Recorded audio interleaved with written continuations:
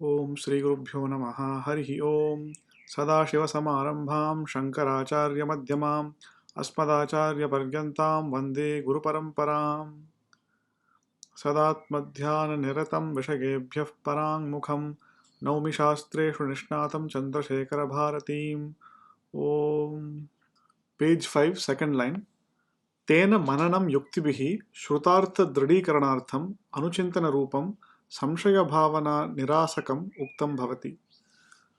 So we were looking at the second verse of the Vivekachudamani, Jantunam Narajanma Durlabham, and in that we were looking at Atma Anatma Vivechanam. Essentially, Acharya Shankara Bhagavatpada had said that greater than Vidvatvam was Atma Anatma Vivechanam, which is the discrimination of the self from the non-self. The Viveka in the Vivekachudamani is what is being referred to here. And the exact nature of what this Viveka is will be explained further in this work itself. Which is why Jagadguru Srimad Chandrasekhara Bharati Mahaswamigal in his vyakhya said, Idam grantha eva uttaratra spashtaishyate. This work itself will clarify this further. And with that Viveka, using that discrimination, one performs manana or use logical reasoning with which one firms up one's own conviction in the Shravanam. So the Shravanam or the hearing of the scriptures systematically under a guru over a period of time will give rise to the knowledge of what Brahman is. And strengthening that knowledge using logical reasoning and overcoming any doubts that one may have about that knowledge is the function of mananam. So, in the Brihadaranyaka Upanishad, Yajnavalkya tells Maitreyi that Atma should be known using Shravana Manana Nididhyasana. Through Shravana, which is the hearing of the scriptures, Manana, which is cogitation or contemplation upon their meaning with a view of overcoming doubts about what the scriptures reveal, and Nididhyasanam, which is abiding in the knowledge that one has, abiding in the conviction that one has received from the Guru and the Shastra. Continuing, Tatas Swanubhavaha Nididhyasana Purvaka Brahma Sakshatkaraha Katito Bhavati. After Mananam comes Nididhyasanam, and from Nididhyasanam comes Swanubhavaha, which is essentially the direct cognizance, the direct knowledge of Brahman. That is, instead of thinking of Brahman as something which is apart from oneself, one has come to the direct knowledge which fructifies as experience. Meaning that what the Shruti has talked about as the nature of Brahman, the sadhaka realizes is his own nature, and he owns up that knowledge. He takes on the status of Brahman, and giving up his notions of jivatva, of limitations, of parichannatva, etc., the one who adopts that status of Brahman as his own self, that he is none other than Brahman and that Brahman is none other than he, the one who has the direct knowledge. It is not a qualified knowledge wherein one thinks that one is Brahman but is not convinced. This is the absolute conviction, the clarity, and one simply takes on that status as Brahman. That is called Svanubhavaha. To give an example, when we take the example of actors on stage. So on stage they play various roles. They put on various costumes. They go through various emotions. But once the play has ended, once the makeup has come off, once the costumes are off, there is no doubt whatsoever that they are who they are. There is no confusion between themselves and the characters that they inhabit. That conviction that one had, that I am a human being at the beginning of the start of Vedantic inquiry, at the end of Vedantic inquiry, the same conviction, the same natural knowledge that one is Brahman is called Svanubhava here. Just like one does not have to constantly wake up in the morning and remind oneself that one is a human being, even when without thinking one knows that's the case, the Mukta Purusha, after Vedantic Shravana Manana Nididhyasana, the Svanubhava fructifies as that same conviction. The same conviction that one had that he was a human being at the beginning, he now has the conviction that he is Brahman. And he does not have to constantly contemplate that he is Brahman, but it's simply accepted as fact.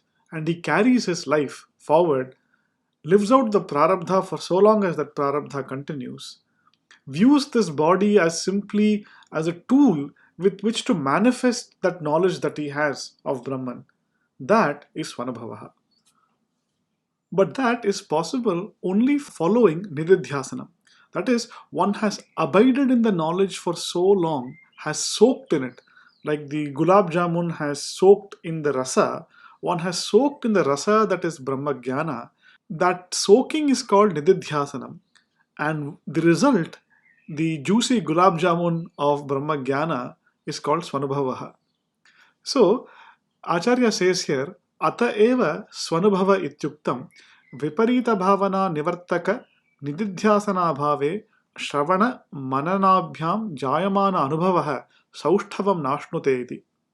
That is, one has not, if one has not done the nididhyasanam, abiding in the self for a period of time, abiding in that knowledge for a period of time, with just shravana and manana, the knowledge that occurs will not have the perfection that is achieved with nididhyasana.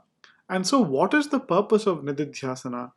Because different people have different kinds of obstacles when it comes to Brahmajnana. Sometimes people just don't have the knowledge, and that is remedied by Shravana. So, they don't even know what it is that is to be known, and that can be removed by the Guru teaching the scriptures. So, if they were to listen to it for a period of time, they will have that knowledge.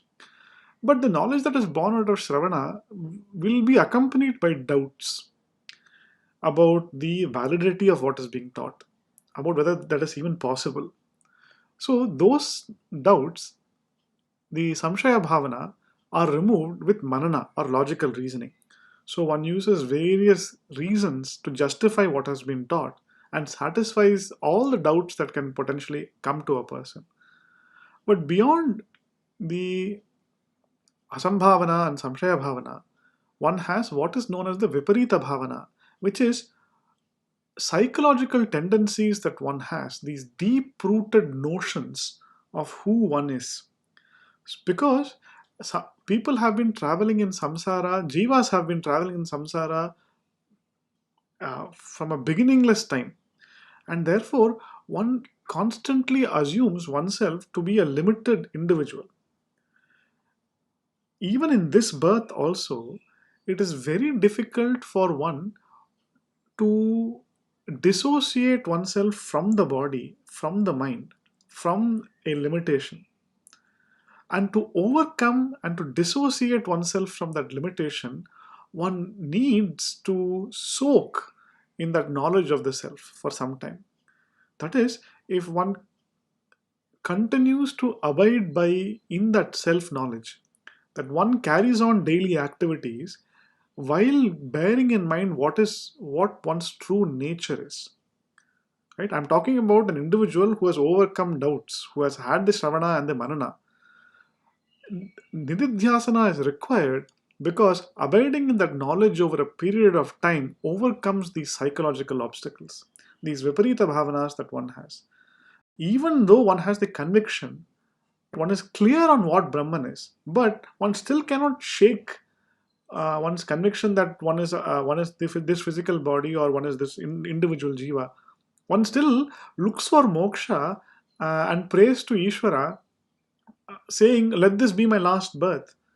Well, you never had a birth, you never had a death. The birth and death are only the bodies. So when we catch ourselves saying or wishing for moksha or wishing for this present birth to be the last birth, essentially it means that that viparita bhavana has not gone, because one is still being associating oneself with the mind, with the physical body. So even if they don't associate with the physical body, they associate themselves with the subtle body. They still take pride in their intellect. When someone praises them, they still take pride in that. They take pride in their mind. Oh, I have had a great samadhi today. All that essentially is a sign of viparita bhavana, deep seated psychological linkage to the subtle and the causal bodies. And in order to overcome that, one needs to abide in the knowledge of the self for a period of time. And after that has happened, what fructifies at the end of nididhyasanam is the true anubhava. And that is what is being referred to as swanubhavaha. And that's why Acharya is saying sushtu anubhavaha. The perfection of that anubhava, that perfection of that knowledge is what is being conveyed by this word, swanubhavaha. Etena shubhecha vicharana tanumanasa sattvapattishcheti jnanabhumika chatushtayam kathitamasit. So Acharya here is referring to the Jivan Mukti Viveka of Vidyaranya Swami, essentially where he's talking about the steps towards liberation, and first is Shubhecha. So this is the parallel to Mumukshutvam, which is essentially a desire for liberation, for Shubham. And here Shubham, the only Shubham is liberation, Atma. The longing for escape from samsara, liberation from samsara, the longing for moksha, which is accompanied with viveka, which is discrimination, and vairagya, which is a dispassion. Such a longing is referred to as shubhecha. The next step is vicharana, which is one approaches a guru and takes tattva upadesha from the guru. One listens to the guru's upadesha of the scriptures, which is the various Vedanta Upanishads. And while doing that, one understands the import of Shruti. So, a key portion of Shravanam is Tatparya Nirdharanam. That is, one must know what is the import of scriptures. There is a very famous verse, we do not know where it occurs. We have lost or at least I am not aware of where it occurs, which says, Upakramopasamharabhyam.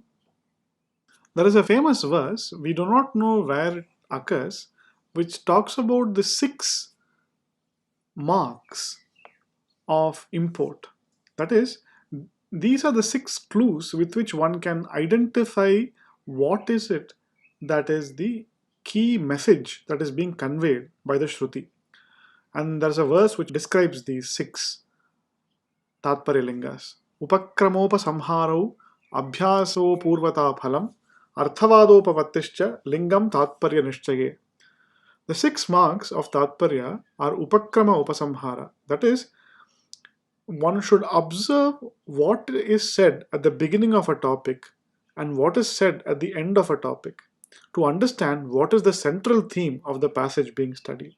So one looks to the Upakrama, which is the beginning, and the Upasamhara, which is the end, and normally those two will repeat. So even when we make a speech, we say, I'm going to talk about something, and then we talk about it, and then at the end we said, I just talked about it. So the introduction and the conclusion of a portion of the text will reveal what is the central message of the text. Because the reason why this is important is because the Veda will talk about many things. How do we know what is the central message of the Veda? What is the central message of a portion? One looks to these different clues to determine what that. And as a key message, a key component of Shravanam or listening is to determine what is the Tatparya. So the first Tatparya Linga is Upakrama Upasamhara. The second one is Abhyasa. We should pay extra attention to that aspect of the teaching which is being repeated many times. If the same thing is being said again and again and again, one must know that section of the Veda, its main purpose or main import is to teach that item which is being repeated.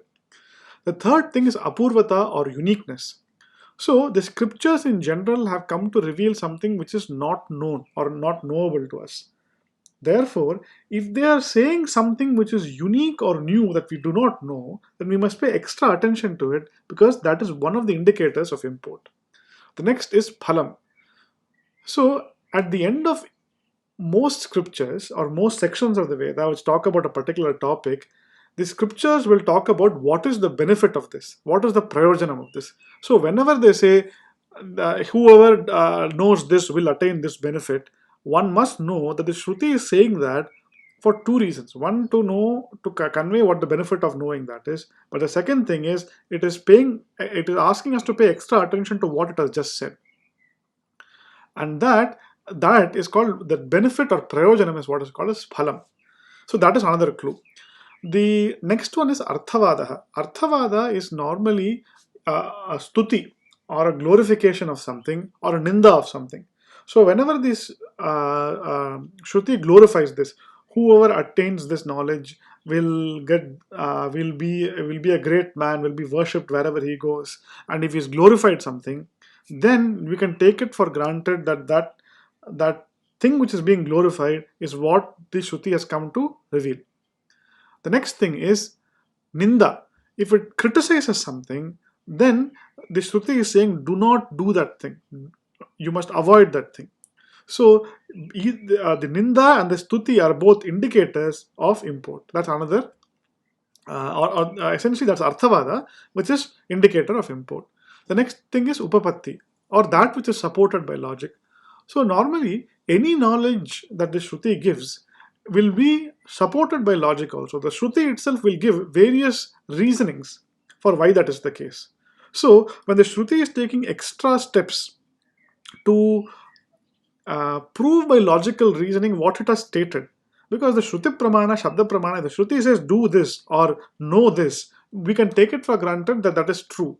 However, if it is taking extra pains to provide reasons, then one can infer that what it is trying to prove, that which it has stated it is trying to prove with reasons, that thing is the import.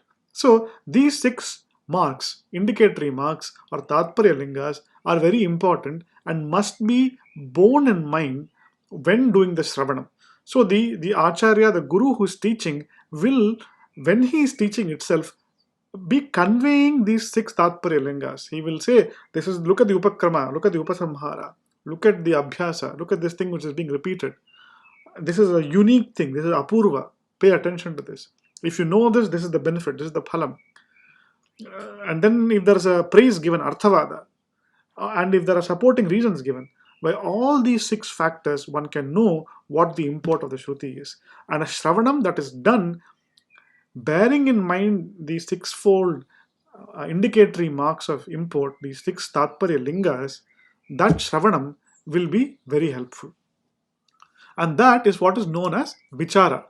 Now, the vichara, if you go to the next step of that, we are talking about tanumanasa, essentially having a very relaxed, light mind which is unaffected by the sense objects. The parallel to the sadhana chatushtaya sampatti, the parallel to tanumanasa is the samadhi shatkam that we talked about. The shama, dama, uparati, titiksha, samadhanam, etc. Shraddha. So that is the parallel. And sattvapatti is the next step that is spoken of. And sattvapatti here means being firmly established in the supreme reality or the sadvastu. In the 6th chapter of the Chandogya Upanishad, Brahman itself is referred to as Sat. Sadeva Somya Idamagra Asid Ekameva Dvitiyam. So that sattvam here, sattvapatti here, is referring to abidance in that Brahman, in that Satvastu.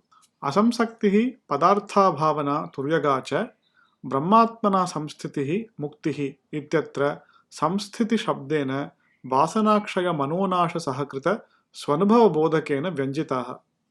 So Acharya here is again mentioning this from the Jivan Mukti Viveka, wherein Swami Vidyaranya says that apart from the four that we talked about, Shubhecha, Vicharana, Tanumanasa, Sattvapatti, one needs to have asamsakti, which is non-attachment. So one should be detached with things around the sensory objects around us. The next one is Padartha Bhavana, wherein the Jivan Mukta or the one trying to be a Jivan Mukta is not aware of differences such as internal, external, etc. There is no distinguishing between these things. And it is a very high exalted state, but it is something that one must bring into one's practice. And that is what is being referred to here. The next thing is Turyaga, which is remaining steady and abiding in the natural self. That is, one constantly identifies solely as the witness of things around and doesn't react to or identify with the objects that one is witnessing. And that remaining steadfast, that steadfastness is what is referred to as Turyaga. And this is what is being referred to by Adi Shankara Bhagavatpada in Brahmatmana Samsthitihi. That is, one is firmly established in Brahman, which and that establishment in Brahman is that samsthiti is what is referred to as mukti or liberation. Now, Acharya is saying that the samsthiti that is firmly being established in Brahman means that the swanubhava that one has had is also associated with manonasha and vasanakshaya. These two terms are quite mistaken. Many people think manonasha means the literal destruction of the mind. That is not the case. Essentially, vasanakshaya means all the latent tendencies towards raga and dvesha that one has have been overcome. That is, one does not naturally react to things on the basis of raga and dvesha. Normally, if we observe our mind, even without realizing it, we'll have an aversion towards some things and we'll have an attraction towards other things. And therefore, we'll say sometimes, I don't know why I like that. I can't think of a reason, but I really like that. Or I can't think of a reason, but I really don't like that. Right? And we very quickly form views based on these deeply embedded latent tendencies. These are essentially being formed by our constant interaction with those objects, both in this birth and in the past birth. Thus, the overcoming of these tendencies through constant practice, abiding in the self, and abiding in the knowledge of the self, that is, one distinguishes oneself from the karana sharira, which is the locus of these latent tendencies. And therefore, when the mind tends to react naturally because of these tendencies, one is aware of that happening, and slowly one is able to subside them and overcome them. Apart from Vasanakshaya, Acharya and Swami Vidyaranya are both talking about Manonasha. Unfortunately, the term Manonasha has been translated as destruction of the mind or liquidation of the mind. That is not the intent. There are two aspects that are intended with Manonasha. First is the Vyavaharika aspect, and the second is the philosophical Paramarthika aspect. From a Vyavaharika perspective, Manonasha means that the mind does not involuntarily travel outwards. If we observe our mind, because of the presence of vasanas that get triggered by external stimuli, even without realizing it, the mind starts traveling outwards based on what the vasanas are. Now, as the vasanas get attenuated, what happens is that the jnani is able to restrict the involuntary movement of the mind outwards. He uses the mind when he wants to use it, and when he does not want to use it, allows it to simply rest upon itself, rest upon and fall back into the state of Brahman. So that is the Vyavaharika aspect. The Paramarthika perspective is that by Mano Nasha, what is actually meant is the knowledge of the Mithyatva of the mind. So, just like the world is Mithya, the mind and the body also are Mithya. The Mandukya Karika, for example, talks of Grahya Bhave Tadagraham. That is, the mind and the world are inextricably linked with each other. The world is perceived because of the mind, and when the world is not present, like in deep sleep, the mind is also not present. So, the perception of the world is contingent upon the mind, the existence of the mind is contingent upon the world. And therefore, because of their mutual dependency between each other, when one of them disappears, the other one disappears as well. And therefore, with Jagan Mithyatva, or knowledge and conviction of the unreality or Mithyatva of the world, comes along with the Mithyatva of the mind as well. So, philosophically, Manonasha means a firm conviction of the Mithyatva of the mind and its resolution back into Brahman. So, with Brahmatmana Samstitihi, Jagadguru Srimad Chandrasekhara Bharati Mahaswamigal is saying that the Swanubhavaha, or the direct cognition of Brahman, is accompanied with Vasanakshaya and Manonasha of the nature that we spoke about. That is called Brahmatmana Samsthitihi. With that, we will temporarily pause the class again and we will take the final few sentences of the second verse vyakhya and the next few verses in the next session. Purnamadav Purnamidam Purnat Purnamudachyate Purnasya Purnamadaya Purnameva Vashishyate Om Shanti Shanti Shanti.